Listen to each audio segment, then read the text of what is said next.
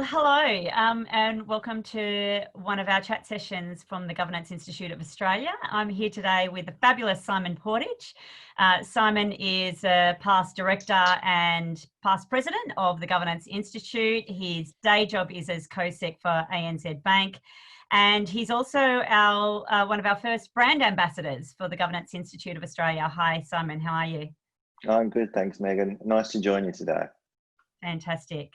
So we've got some questions to get through today. The first question that I really want to ask you is, as someone with a degree in law, what inspired you to embark on a career as a company secretary and in governance?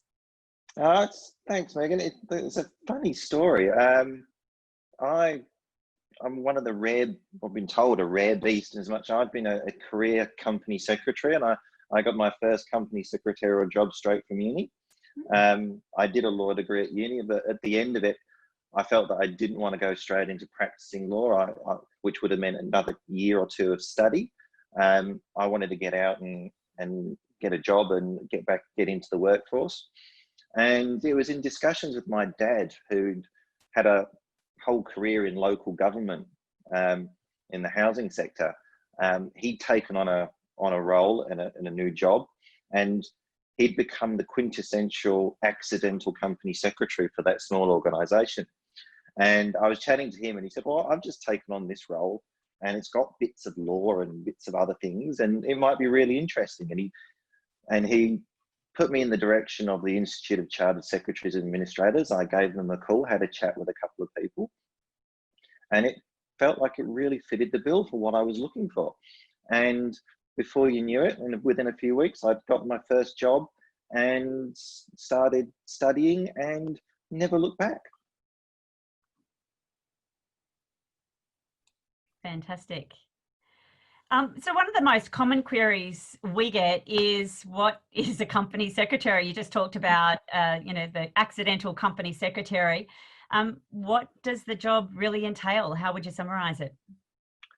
It's an interesting one, and every company secretary will have different aspects of their job, and different industries are different. But if I really boil it down to its bare essentials, what I think that I'm really there for in my organisation is to help it make good decisions.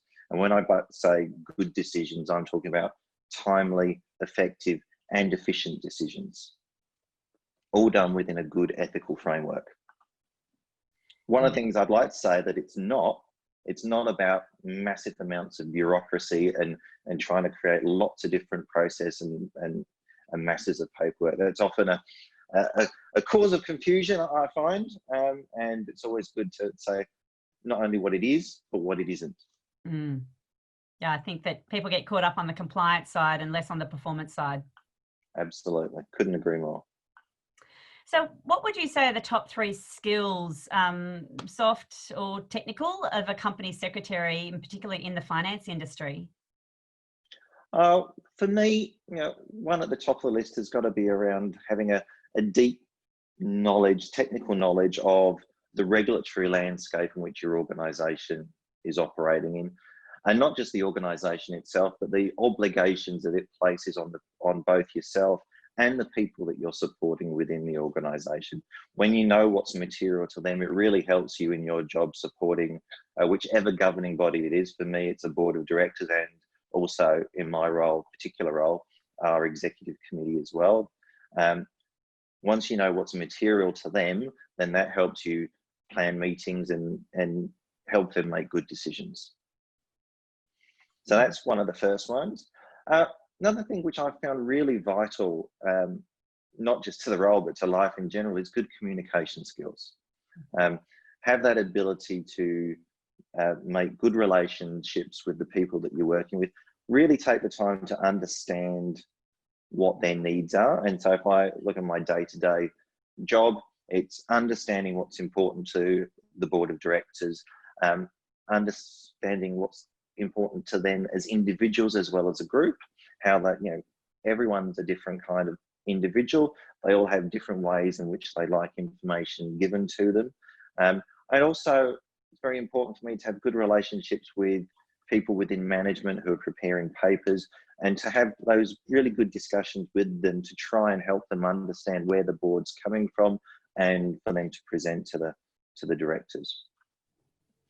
And another really core skill for me is the ability just to keep calm. Now, one of the enviable parts of the role that I love is that you get involved in a lot of the material matters that impact the organisation just by the very nature of your role.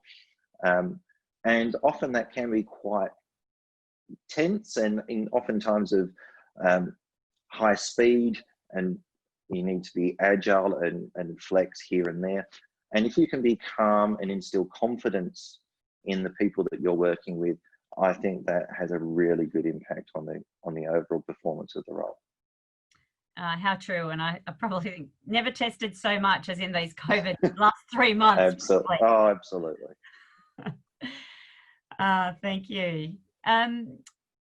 So the next question that we've got, and you touched on it before, but that's really, how does a company secretary add value to their organisation? Well, I did touch on it before, and one of the key aspects of the role is that you are that kind of a nexus between the board and management. And if your whole focus is around helping your organisation make a good decision in any way, shape or form that is, then I think by necessity, you are bringing value to that organisation. You're saying, how is the best way to get from A to B to make that decision? And I think that cuts out a lot of bureaucracy, a lot of red tape, and it helps people concentrate on the important things. Fantastic. So over to some of our young professionals. We've got a lot of young professionals that look at what you're doing and aspire to be in a position like yours in a major financial institution. What advice would you give to young professionals about entering the profession, and how do they become a company secretary, and what advice might you give them on their journey? Oh, without wanting to sound trite in this setting, Megan, is, well, for one thing, have a chat with the Governance Institute. You know, as I said to you earlier, you know, one of the first things that I did before entering as a 21-year-old was I rang up the Institute of Chartered Secretaries and Administrators in the UK, which is where I started my governance career, to find out more. The Governance Institute runs a whole heap of exceptionally good student evenings, which I've participated in a number of them over the years, which are invaluable. And then when you're in your role, is just take every situation as an opportunity. That's what I'd say. Always keep putting your hand up to learn more things. And looking back over my career, I think one of the other benefits would be to take time to actually think about your career and what you want to do and how you want to do it. I think it's very easy just to let things happen to you. But if you do actually take the time and understand where you want to go and the things, and consider the things that you need to do to get there, I think would help a lot. Yeah, it's such an important point to take that time out for reflection, to set yourself up on your own guided path rather than an accidental one. Absolutely. By its very nature. So that's some of the positives. What are some of the challenges that you've had in your career? Obviously, an illustrious career, but surely it's not all been smooth sailing.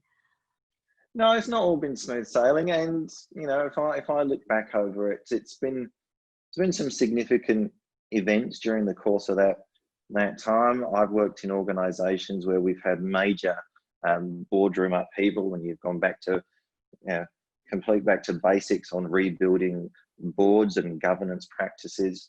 I've worked through organisations tackling the dot-com boom and bust, the global financial crisis, huge swathes of additional regulatory imposts and oversight, the Royal Commission for one.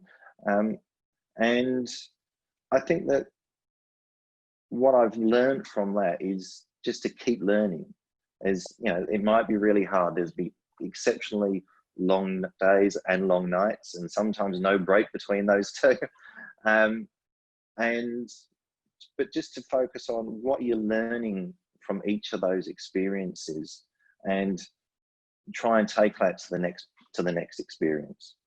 Yeah, that's once again I mean, that time for reflection on, okay, that was a struggle. What did we learn? Would I have done things differently in hindsight? You know, and if not, why not? And then take those learnings into the future.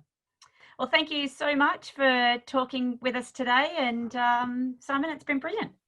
Yeah, it's been an absolute pleasure, man. Thank you for inviting me for this. It's really appreciated.